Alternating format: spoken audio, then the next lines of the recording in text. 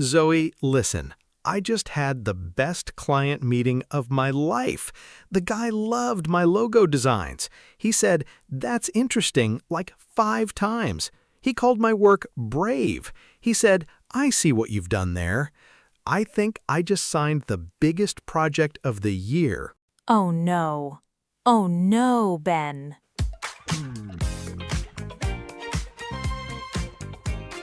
Welcome back to English Talks. I'm Ben. And I'm Zoe.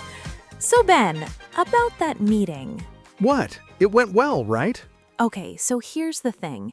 There's a simple picture I'm going to give you in 1 minute.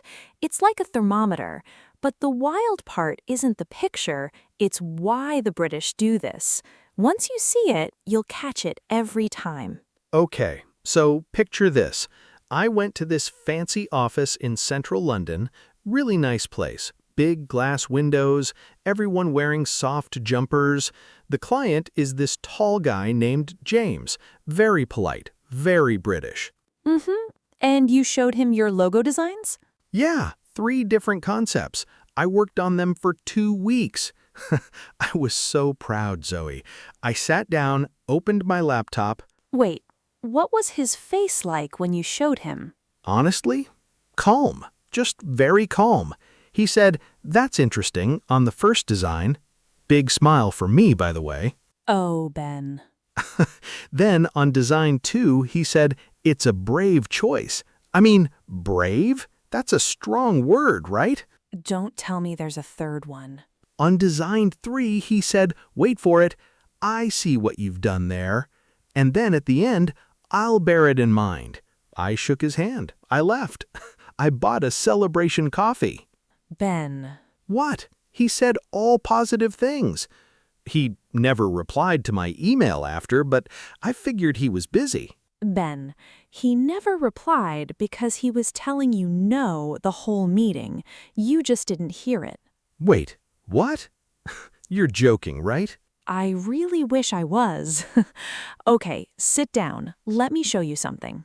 Picture a thermometer, the kind you'd put on a wall. Okay, a thermometer. But this one is inversed, backwards. Backwards how? Slow. When the words sound the warmest, the meaning is actually the coldest.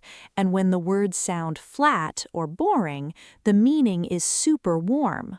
Wait, hold on. That's interesting. Sounds warm means I don't like it. Quite good. Sounds nice means it's mediocre. But not bad is at the top of the thermometer. That's basically, I love it. Aha. Oh my. So when he said interesting? He was telling you no politely 5 times. So when James said, "That's interesting," he meant he hated it?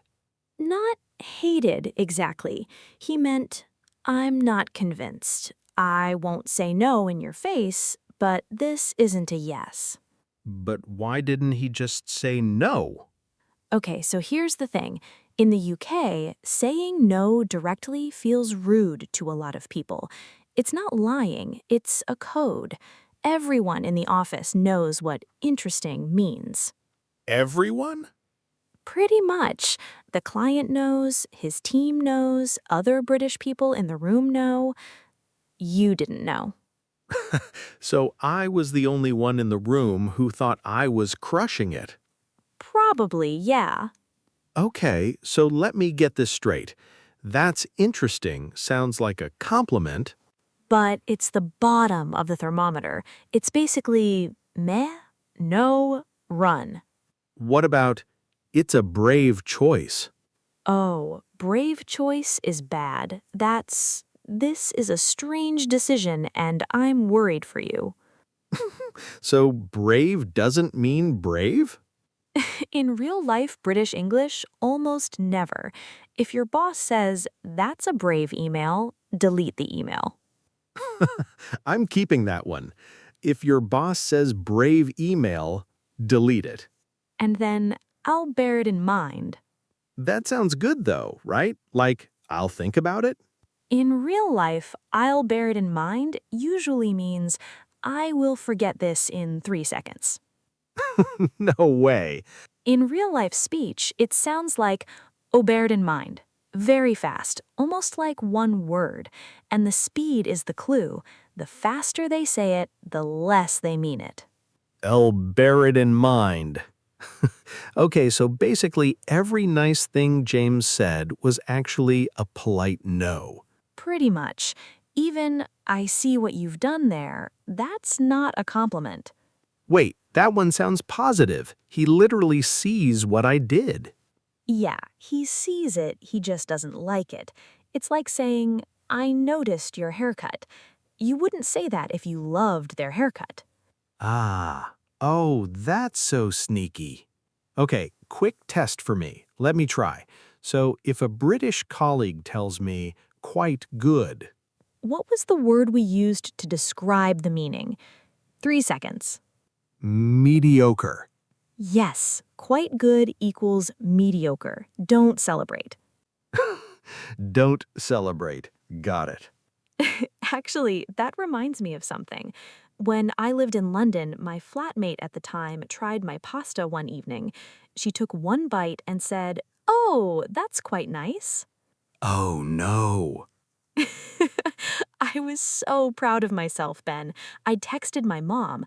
I was like, "Mom, my flatmate loves my pasta." Did she eat the pasta? She ate 2 bites, and she never asked me to cook again for a year. Eventually, another flatmate told me, quite nice means this is fine, I will not eat this again. Quite nice. 3 words. Total disaster. Total disaster. So how do I know when a Brit actually likes something? Great question. The opposite side of the thermometer is the surprise. What do you mean? When a British person really likes something, they sound underwhelmed. They say, not bad. Not bad sounds neutral, though. To you, yeah. To them, not bad is the top of the thermometer. That's, I love this. Or, yeah, that works. Sounds flat, means this is great. Ah, so the flatter the words, the warmer the meaning. Exactly. The British put their love in cold words and their no in warm words. Okay, quick question for everyone listening. Has someone ever said something to you in English that sounded positive at the time and only later did you realize it wasn't a compliment? Drop it in the comments. We want to read them. Ben needs the support right now. I really do. Okay, so let me try the levels of politeness, because if I really like something, I want to sound right. How do I tell a British colleague I really like their work? 3 options. With friends, casual. Yeah, that's brilliant. Love it. Yeah, that's brilliant. Love it. In a normal work setting, I really like this. It works really well. I really like this. It works really well. And in a more formal setting with a client, I'm very impressed with this work. I'm very impressed with this work. Got it. 3 levels, 3 settings. And here's the trick. In all 3 levels, you say what you mean, direct. That's how foreigners are allowed to speak. Brits actually like it. They find it refreshing. So I don't have to learn the inverted thermometer to give compliments. You only need it to understand when British people give them. So what you're saying is, when I'm speaking, just be honest. When I'm listening, flip the thermometer. You got it. That's the whole game. But wait, how do I spot it in real time? Like in the meeting with James? What should I have noticed? 3 warning signs. 1. Too many compliments in a row. Real praise is short. 2. Vague compliments. Interesting, brave, different. Those are red flags. 3. The eyes don't smile. The mouth says interesting, but the eyes are flat. Too many compliments, vague words, flat eyes. If you see 2 of those 3, you're getting a polite no. Aha! James had all 3. He was practically waving a flag. Yep, even the way it sounds in fast speech is different. That's interesting in real conversation sounds like that's interesting. They swallow the middle. The faster and flatter, the colder the meaning. That's interesting. Not that is interesting. That's interesting. Exactly. The speed is the clue. Okay, one more for me. What about when someone says something is fine? Oh, fine is its own warning. It's fine means it's not great, but I'll live with it. Like if you ask, is the music too loud? It's fine means turn it down a bit, please. So fine is a warning? In context, yes. Read the room. You know what's wild, though? It's not lying. It's a code that everyone shares. Right. It's not dishonest. It's just a shared shortcut. The whole country knows the rule except the visitors. Once you understand it, it actually becomes kind of funny. Honestly, now that I get it, I just feel a bit silly. James was being super clear, and I was the only one in the room who didn't speak the language. You weren't being silly. Nobody teaches you this in school, but now you have it. Now I have it. Next time someone says my work is interesting, I'm running. Okay, let's do a quick fresh round. I'll give you 3 short scenarios. You tell me what's really being said. Ready? Ready, bring it. Scenario 1. Your client looks at your design and says, that's quite different. Quite different. That's bad, right? It's vague and flat? Yes, quite different basically means I don't like this, please change it. I'm keeping that one too. Scenario 2. A British friend tries the cake you baked and says, yeah, not bad at all. Not bad. Top of the thermometer. They love it. Yes, that's a real compliment. I'm getting good at this. Last one. Your boss reads your report and says, right, I'll bear it in mind, thanks. I'll bear it in mind. Fast and flat, meaning I'm forgetting this immediately. Bingo, you just decoded 3 British conversations. I'm a different person, Zoe. I'm a new man. And if you want to keep practicing this, there's a free guide in the first comment, transcript, exercises, and a little decoder cheat sheet for British compliments. Grab it.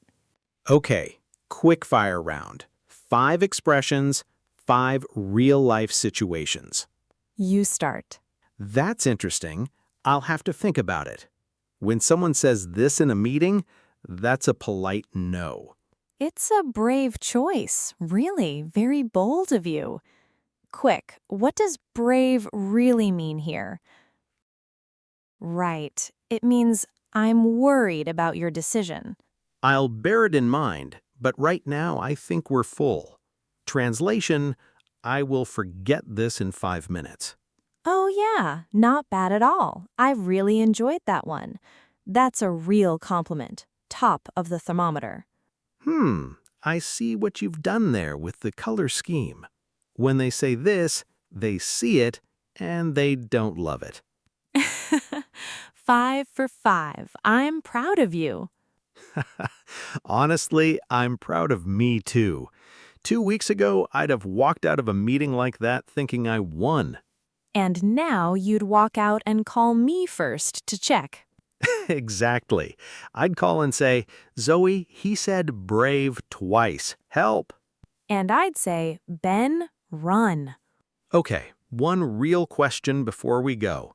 What's something someone said to you in English that sounded like a compliment and you only realized way later that it wasn't? I clearly need help here. I want to know I'm not the only one. We'll be reading the comments. See you in the next one.